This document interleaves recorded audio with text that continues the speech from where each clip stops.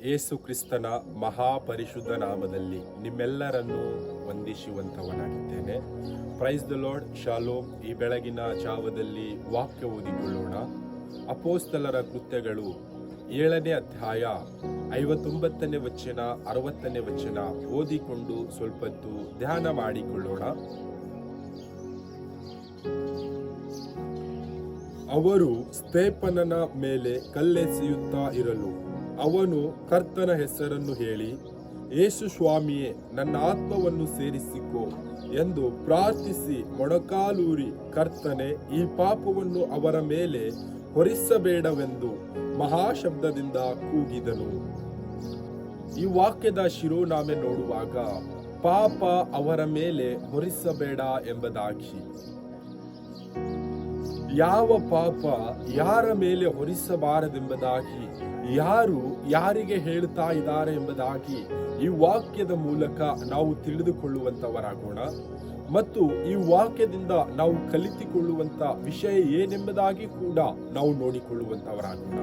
ಈ ವಾಕ್ಯದಲ್ಲಿ ನೋಡುವಾಗ ಸ್ತೇಫನನ ಮೇಲೆ ಕಿಲಕ್ಯದವರು, ಅಲೆಕ್ಸಾಂದ್ರದವರು, ಅಸ್ಸಸೀಮೆಯವರು, ಎಲ್ಲಾ ಮಹಾಜನರು ಕೂಡಿ ಸ್ತೇಫನನನ್ನು ತಪ್ಪು ಹೊರಿಸಿ ಆತನನ್ನು ಕೊಲ್ಲಿಸಬೇಕು ಎಂಬುದಾಗಿ ಪ್ರಯಾಸ ಪಡ್ತಾ ಇದ್ದಾರೆ.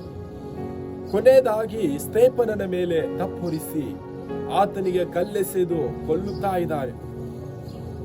ಕಲ್ಲೆಸೆದು ಕೊಲ್ಲುವಾಗ ಸ್ತೇಫನನು ಮೊಣಕಾಲೂರಿಕೊಂಡು ಪ್ರಾರ್ಥನೆ ಮಾಡ್ತಾ ಇದ್ದಾನೆ.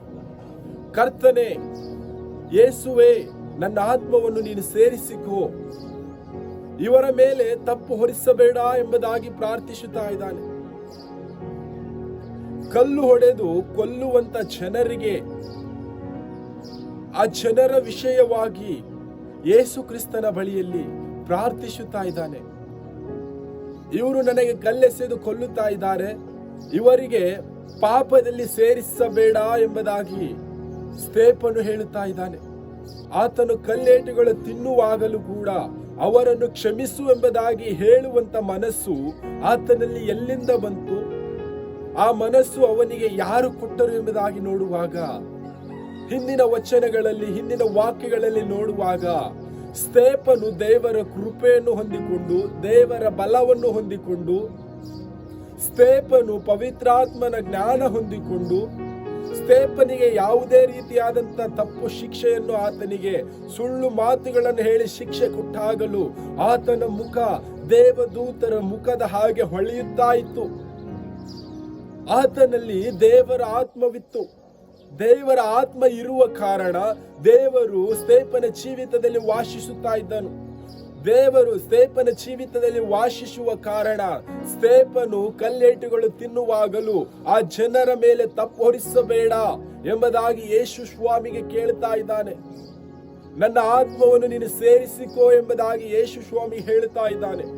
ನಾವು ಈ ಒಂದು ದಿನದಲ್ಲಿ ಈ ಲೋಕದಲ್ಲಿ ಜೀವಿಸುವಾಗ ಈ ವಾಕ್ಯದ ಮೂಲಕ ಕಲಿತುಕೊಳ್ಳುವಂಥದ್ದು ಏನೆಂಬುದಾಗಿ ನೋಡುವಾಗ, ನಮ್ಮ ಜೀವಿತದಲ್ಲಿ ಅನೇಕ ಜನರು ಸುಳ್ಳು ಸಾಕ್ಷಿಗಳು ಹೇಳುತ್ತಾರೆ, ತಪ್ಪಾದ ಮಾತುಗಳು ಹೇಳುತ್ತಾರೆ. ಅವರು ಹೇಳುವಾಗಲೂ ನಾವು ಅವರಿಗೆ ಕ್ಷಮಿಸುವಂತ ಮನಸ್ಸಿರಬೇಕು. ಆ ಮನಸ್ಸು ನಮ್ಮಲ್ಲಿ ಯಾವಾಗ ಬರುತ್ತದೆ ಎಂಬುದಾಗಿ ನೋಡುವಾಗ, ಯೇಸು ಕ್ರಿಸ್ತನ ಕೃಪೆಯಿಂದ ನಾವು ತುಂಬಿದವರಾದಾಗ, ಪವಿತ್ರಾತ್ಮನ ನಮ್ಮಲ್ಲಿ ವಾಸಿಸುವಾಗ, ಪವಿತ್ರಾತ್ಮನ ಜ್ಞಾನ ನಮ್ಮಲ್ಲಿರುವಾಗ, ಈ ಲೋಕದ ಜನರು ನಮ್ಮ ವಿರುದ್ಧವಾಗಿ ಏನೇ ಮಾತುಗಳಾಡಿದಾಗಲೂ ಯೇಸು ಕ್ರಿಸ್ತನು ನಮ್ಮಲ್ಲಿ ವಾಸಿಸುತ್ತಾನೆ. ಯೇಸು ಕ್ರಿಸ್ತನ ಮನಸ್ಸು ನಮ್ಮಲ್ಲಿದೆ. ಆ ವಿಷಯವಾಗಿ ಈ ಲೋಕದ ಜನರಿಗೆ ನಾವು ಕ್ಷಮಿಸುತ್ತೇವೆ.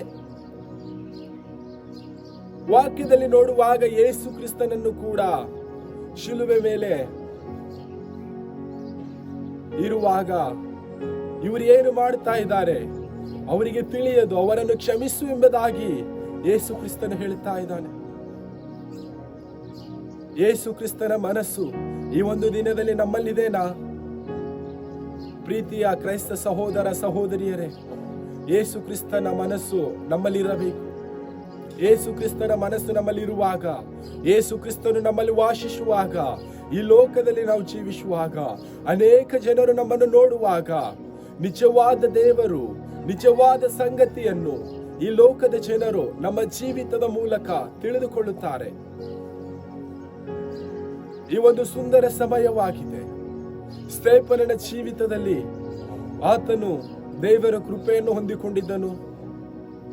ಪವಿತ್ರಾತ್ಮನ ಜ್ಞಾನ ಆತನಲ್ಲಿತ್ತು. ಆತನ ಮೇಲೆ ಸುಳ್ಳು ಸಾಕ್ಷಿಗಳು ಹೊರಿಸಿದಾಗಲೂ ಆತನ ಮುಖ ದೇವದೂತರ ಮುಖದ ಹಾಗೆ ಹೊಳೆಯುತ್ತಾ ಇತ್ತು. ಆತನಿಗೆ ಕಲ್ಲೇಟು ಹಾಕುವಾಗಲೂ ಕೂಡ ಇವರನ್ನು ಕ್ಷಮಿಸಿ ಎಂಬುದಾಗಿ ಮೊಣಕಾಲೂರಿಕೊಂಡು ಕರ್ತನಲ್ಲಿ ಬೇಡಿಕೊಳ್ಳುತ್ತಾ ಇದ್ದಾನೆ. ನನ್ನ ಆತ್ಮವನ್ನು ಯೇಸು ಸ್ವಾಮಿ ನೀನು ಸೇರಿಸಿಕೊ ಎಂಬುದಾಗಿ ಬೇಡುತ್ತಾ ಇದ್ದಾನೆ. ನಾವು ಈ ಒಂದು ದಿನದಲ್ಲಿ ನಮ್ಮ ಹೃದಯವನ್ನು ಸಿದ್ಧ ಮಾಡಿಕೊಳ್ಳೋಣ. ನಮ್ಮ ಜೀವಿತದಲ್ಲಿ ಯೇಸು ಕ್ರಿಸ್ತನು ವಾಸಿಸುತ್ತಾನೆ.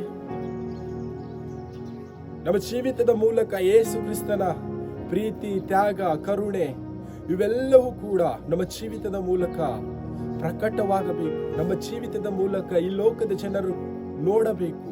ಆ ರೀತಿಯಾಗಿ ನಾವು ಜೀವಿಸುವಂತವರಾಗೋಣ. ಕರ್ತನು ಈ ವಾಕ್ಯ ನಮ್ಮೆಲ್ಲರ ಆತ್ಮೀಯ ಲೋಕಕ್ಕೆ ಆಶೀರ್ವದಿಸಲಿ. ಆಮೆನ್.